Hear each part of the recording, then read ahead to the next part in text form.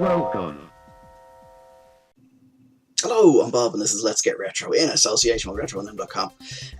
This is just a quick update video because I haven't had a chance to put anything up in a while, and I've been kind of working a fair bit, doing a lot of college stuff. I'm actually back in college at the moment, working on a degree, and I'm also kind of working on a little JRPG thing.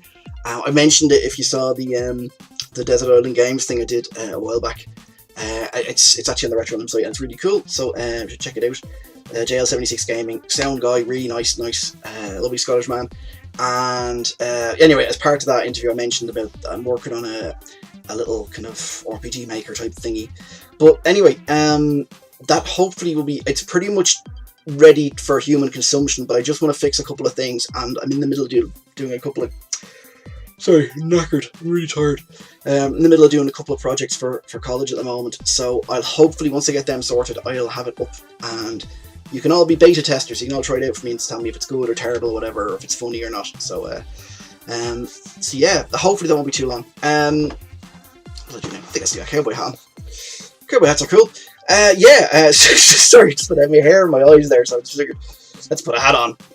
Because it'll give me something interesting for the, there you go, that's going to be the screenshot for this video, probably, if I can ever get around to doing it. Anyway, enough rambling from me. I'm going to show you a little side project I was doing. I basically wanted to make, my kids are kind of getting into playing with the arcade cabinet you see over there, and obviously stuff like Outrun and that doesn't work too well on it, so I wanted to come up with a little sit-down cab, but I also wanted something for my son and my daughter as well, who are kind of love messing around with a real car, to be able to actually drive a car. Just, you know, free driving. So I'm going to show you now. It's not finished. It's I still need to bolt everything together. I've used IKEA parts, believe it or not. So I'm going to try and include, if I get a chance, I'm sorry I'm numbing here, I'm just thinking of this as I go along, but I'm going to try and include the IKEA catalogue numbers in case you want to ever build something like this yourself. There's a couple of IKEA parts in it, a lot of old PS2 stuff, an old half a laptop that I had lying around, a monitor that I wasn't using, and it's basically, it's a real Blue Peter job. It's made of all the junk I had lying around, and everything just fit together perfectly. So I'm going to do all the cosmetic stuff later on with it, and I'm going to write a little front end to sit on top of Windows to let my kids literally go straight into the games. But I'm going to show it to you now, once I get rid of the hat, because I look a bit stupid. Okay, so this is what I've been working on. This is the Frankenstein, if you like. Now, this is basically my little project I've been building for my kids.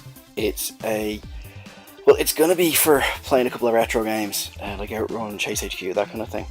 I've tried to use as many IKEA parts as I can, because we had some stuff around that we weren't using. That frame, for example, is taken from a freestanding kind of wardrobe, freestanding kind of hanger system, or a thing that lets you can put different parts in to turn it into like a couple of shelves or whatever. I can't think of the name of it, but I'll try and include it in the channel. Right down here, we've got this is from a bathroom, believe it or not. It's a little step thing. I might change that. It's just very handy because it means I can change the size of the where the pedals are. I don't know if you can see down here. There's a set of pedals for this thing, for the steering wheel, and I can put them up on the top shelf for my son to use, or down here on the bottom part for my daughter. This is an old booster seat, which looks suitably like a racing seat. Well, it does if you're 5. These are all Buzz controllers, because from car boot sales I have tons of them.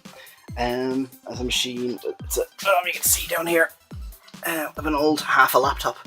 I'm gonna have an extra kit of cable in there just for the keyboard that I'm setting up with, but that'll come out. I have an old monitor, which is, I gotta fix this tight in here, but I basically took the part of the stand off just so I could screw it into that. This was my daughter's idea, actually. She said, "Dad, you should put a mirror on there," so we had an old child seat mirror. So the game of choice with it at the moment is Midtown Madness. I'll explain why in 1 second. Okay, so the reason I have Midtown Madness is because it's one of the few games where you can just take a leisurely drive around a city. Now, the pedals work, although it's too hard for me to get in. So I'm just going to map to these buttons up here as well, if I remember rightly. Yeah, there you go. So, you've also got, you've also got things like this button down here will do the handbrake. This button here, don't know if you can hear that, does the turns. I can't remember if I've mapped anything to... Oh yeah, this is the emergency left and right.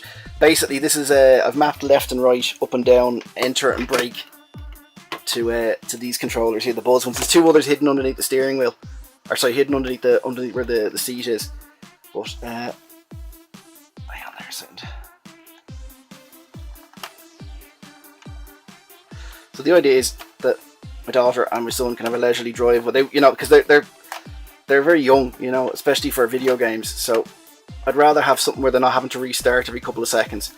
And this is a kind of great game in the sense that, now bear in mind, it's hard to drive with this one-handed, but there's lots of exploration and stuff in it. So obviously, the final plan is to stick in a copy of, legally held, of course, copy of Outrun and a few other things.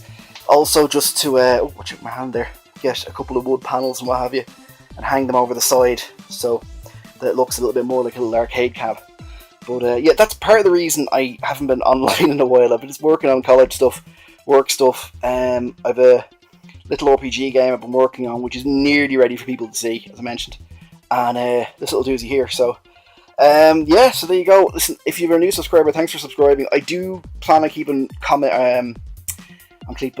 more content coming in as and when I can do it. To the chap, by the way, who had a great suggestion for doing, I think it was Kung Fu. I can't remember. It was a Sharp 6800X game. I'm gonna have a look at it. Sorry, I'm being really vague because I can't find the details to hand. But you're a new subscriber, I mentioned it, so you check that out. Also, thanks to anyone that posted on Google Plus or on YouTube recently. Apparently, yes, Blue Max uses a very slowed down version of Rule Britannia. I didn't realise that. As an Irishman, I feel slightly odd enjoying a game and enjoying the music when it's you know, our Old Enemies theme song. But that's all good now. But yes, and thanks guys for watching. I shall have hopefully more retro content soon. And I'll have some lovely fun things for you, like I'll play Castlevania at some point. I got a lovely copy of NES Castlevania, and I'll have a Mega Drive copy of, what's it called? James Pond 2, yeah, James Pond 2, so I'm going to try and do a review of that over Christmas, because it is all Christmassy. But yeah, hopefully I'll have an update for you soon enough, and yeah, just check back, as always, and keep watching the channel, and keep watching RetroandLim.com, because there's some good guys there, and they have some cool content, and hopefully I'll be doing something online with them later on in the year. Anyway, thanks for watching guys, and see you next time.